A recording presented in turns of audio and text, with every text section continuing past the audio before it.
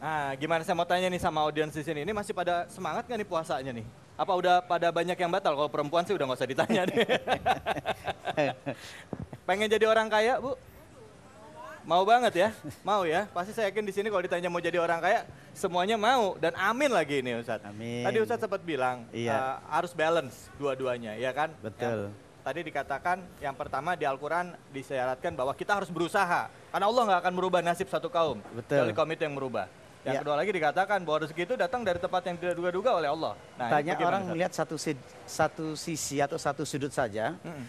bahwa kita gunakan kemampuan otak kita untuk melakukan suatu perbuatan untuk maju atau merubah satu nasib satu kaum. Tapi ada kalanya dia tidak memikirkan bahwa aspek spiritual sangat menentukan dalam hal ini sebenarnya. Misalkan gini, kita ingin menjadi orang kaya, kalau seandainya sampean kaya semua, apa yang terjadi? Siapa yang jadi tukang masaknya? Siapa yang tukang nyuci-nyucinya? Jangan kaya semua, jangan sombong saya bilang. Dalam satu manajemen Tuhan, Tuhan tuh punya manajemen. Manajemen Tuhan itu diciptakanlah ada orang kaya. Saya pernah diprotes seseorang, Mas. Oh, Pak Abu itu orangnya terlalu fatalis. Oh, saya enggak ngerti fatalis itu anak siapa, enggak tahu fatalis itu. Ketika mengatakan, loh, sampean enak, Mak. Istrinya direktur langsung kaya. Berusaha sampai direktur, sampai jadi orang hebat. Oke, Anda mengatakan itu hasil usaha saya, hasil suami saya, hasil kepintaran saya. Tapi sampai lupa, ada yang tidak pernah mikir, ada yang tidak pernah sekolah lulus tapi kaya. Langsung lahir kaya. Siapa? Tommy Soeharto itu, Mbak. Tommy Soeharto, anaknya Pak Harto dulu itu. Nggak tahu kemana sekarang itu. Jadi begitu lahir langsung kaya, Mas. Betul nggak? Jangan kita pikir hanya satu sisi dalam kehidupan kita. Dalam satu manajemen ketuhanan, dalam satu manajemen, kadang-kadang kita berpikir bahwa kita yang punya owner ini, seperti Black Canyon Cafe, misalkan dia punya ini, tapi tetap orang yang kaya atau yang owner yang punya ini pasti menginginkan ada orang yang tukang nyapu. Ada yang bagian tukang pelayannya, ada yang tukang masaknya, ada yang tukang semuanya dalam satu keterlibatan. Itu yang dilupakan orang, bahwa dalam spiritual itu ada keseimbangan. Satu sisi, engkau tidak akan bisa paksakan orang ini kaya. Karena apa? Suatu ketika dia akan menjadikan sesuatu yang sangat manfaat untuk orang lain.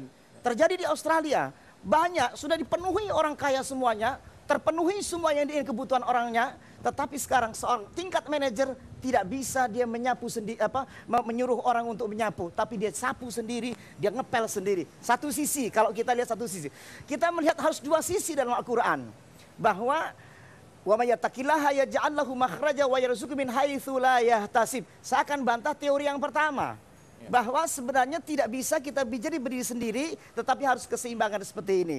Yang pertama, kita mengatakan bahwa rezeki itu dari jalan Allah. Makanya wa may yatawakkal 'alallah fa huwa hasbuh. Barang siapa yang bertawakal, dia akan dipenuhi apa yang dibutuhkan itu oleh Allah Subhanahu wa taala. Konsep spiritual ketika wa may yattaqillaha yaj'al lahu makhraja, di sini sepenuhnya hak Allah ketika kita berusaha. Yang pertama kita berusaha, hak Allah lah yang akan menentukan si A mau beli barang kita. Kita sudah bikin sesuatu yang sangat indah, sudah bagus usaha kita, tetapi orang mau masuk ke kafe ini bisa saja sudah punya uang tapi nggak srek, pengen pulang. Kadang-kadang malah belanjanya di pinggir jalan sebelah sana. Karena nggak punya duit. Nggak punya duit, pengen tapi nggak punya duit. Ya, misalnya. Padahal orang dagang itu cuma nunggu tok, ngenteni tok. Maka orang dibawa hatinya oleh Allah bahwa rezeki itu dibawa oleh Allah. Makanya Allah menggunakan kalimat wa mimma razaqnahum yunfikun. Maka dari rezeki yang kami beri kepada kalian, dia gunakan kata na. Rozaktu, bukan rozaktu tapi rozakna. Tetapi kami melibatkan kalian semua, gitu. Rezeki itu melibatkan semuanya.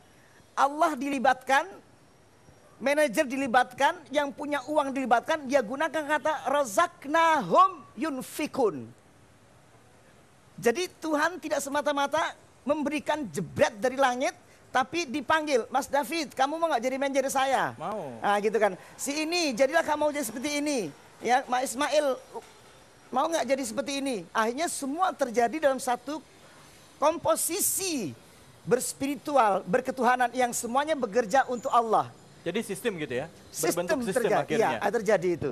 Makanya di sini bagi yang maju, perhatikan pasti orangnya menggunakan sistem yang sangat bagus. Sistem manajemen ketuhanan tanpa disadarinya. Dia memerlukan komisaris, memerlukan accounting, memerlukan semua dalam satu konsep yang sama. Sebenarnya apa yang dilakukan oleh Allah itu logis. Sesuatu yang sangat kita lakukan, maka disitulah sebenarnya disebut manajemen ketuhanan.